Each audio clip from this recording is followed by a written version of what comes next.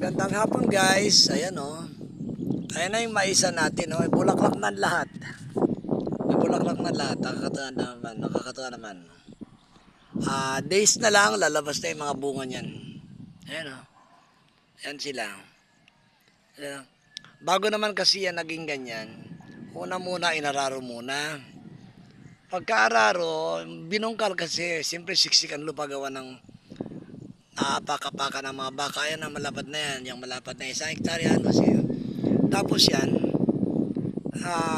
magtapos noon, inararo ng pagbabago krinos ng araro para mabaliktad yung lupa na yung mga damong na sa ilalim may paibabaw ng matuyo.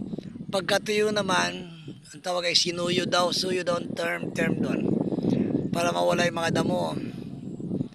Ang mga damong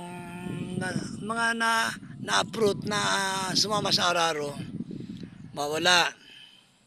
Pagkatapos, pinatuyo siya ng mga 10 araw para wala talaga, as in total na wala. Tapos, inararo ulit para lumambot talaga.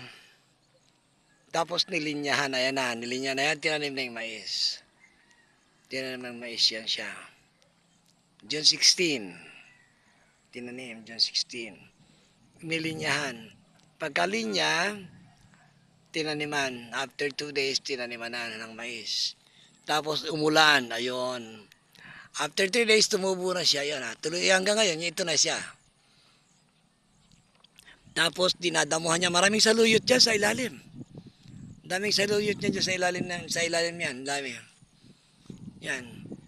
Tapos, dinadamuhan.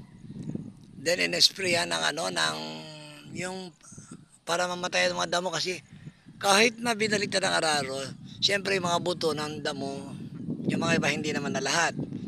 May mga tumubo, ayun, kasama ng mga saluyot, etc. etc. Mga damo-damo. Kung sa Bisaya pa, mga sagbot. Ayan. Tapos yan, inano yan nila, yan ang ano na yan.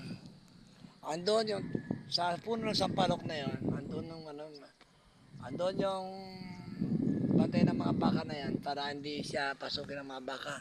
Dahil binabantay talaga. Pag nakawala itong dayang magnanay na yan, at saka yun, ayun, at saka yun. Sana isang ayon, isa may punong, ayun, yung isang yon, tapos ito. Yan, at saka ito. Ubus yan. Ay talagang ano yan sila.